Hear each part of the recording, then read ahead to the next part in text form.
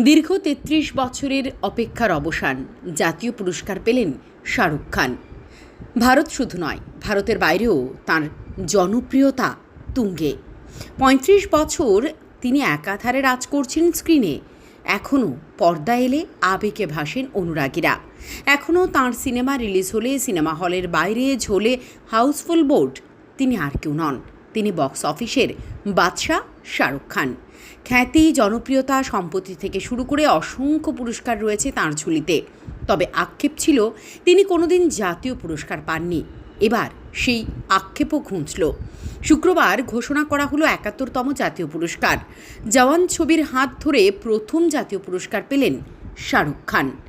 আবেগে ভাসছেন অনুরাগীরা। Bureau report, the আনকাটস।